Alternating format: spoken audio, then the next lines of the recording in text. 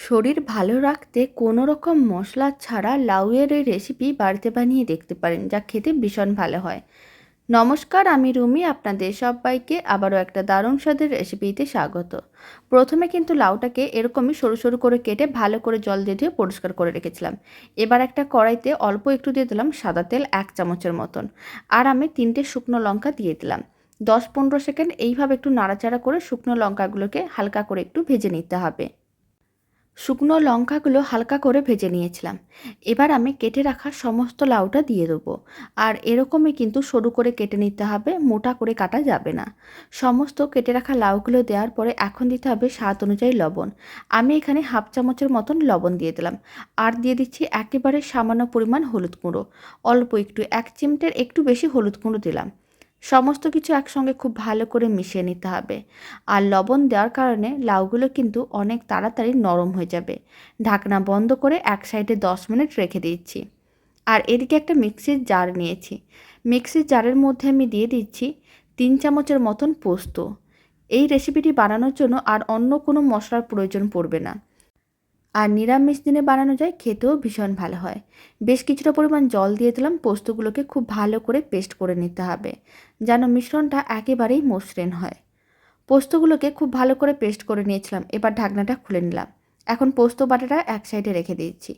10 minute হয়ে গেছে, ঢাকনাটা খুলে নেব। আপনারা দেখুন, লাউগুলো কিন্তু বেশ নরম হয়ে গেছে। আর লাউ থেকে যে এক্সট্রা জলটা বেরিয়েছিল সেটাও শুকনো হয়ে গেছে। এবার নাড়াচাড়া করে আরও 2-3 মিনিট একটু শুকনো করে নিতে হবে। 2-3 মিনিট নাড়াচাড়া করে নেওয়ার পরে এখন আমি পেস্ট করে রাখা পোস্তটা দিয়ে দিচ্ছি। সমস্ত মিশ্রণটাই কিন্তু দিয়ে দিতে হবে। আর দিতে হবে 1 চামচের মতন সর্ষের তেল। এতে খেতে বেশ ভালো লাগবে। সর্ষের তেলটা একেবারেই অপশনাল, আপনারা চাইলে দিতেও পারেন, নাও দিতে পারেন। সমস্ত কিছু খুব ভালো করে মিশিয়ে নিতে হবে। আর খুব ভালো করে মিশিয়ে নেওয়ার পরে এইভাবে আরও 4-5 মিনিটের মতন নাড়াচাড়া করে নিতে হবে। আর এইভাবে লাউ পোস্তটাকে একটু শুকনো শুকনো করতে হবে। এতে খেতে অনেক বেশি ভালো লাগবে। আর সামান্য পরিমাণ চিনি দিতে হবে, মানে স্বাদ অনুযায়ী। চিনিটা কিন্তু একেবারেই অপশনাল, তবে যে কোনো ঝাল জাতীয় রান্নায় অল্প একটু মিষ্টি দিলে খেতে বেশ ভালোই লাগে। কয়েকটা চিনির দানা আমি ছড়িয়ে দিলাম। খুব ভালো করে মিশিয়ে 5 মিনিট রান্না করে নিচ্ছি, তারপরে আমি আপনাদের দেখাচ্ছি। আপনারা দেখুন, এই রান্নাটি বানানোর জন্য কোনো রকম কিন্তু মশলার প্রয়োজন পড়েনি, তবে খেতে অনেক বেশি ভালো হয়। আর এই রান্নাটা কিন্তু নিরামিষ দিন বা যে কোনো দিনও বানানো যায়। 5 মিনিট মিডিয়াম টু হাই ফ্লেমে লাউ পোস্তটাকে একটু নাড়াচাড়া করে শুকনো করে নিয়েছিলাম। দারুণ স্বাদের লাউ পোস্ত একেবারেই রেডি।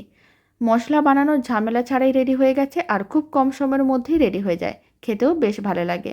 এবার একটা সার্ভিং বোলের মধ্যে সার্ভ করে নিতে হবে।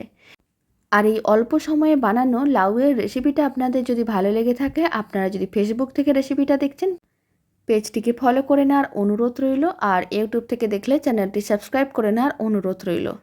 পাশে থাকা বেল আইকনটি প্রেস করে নেবেন নতুন রেসিপির আপডেট সবার আগে পাওয়ার জন্য।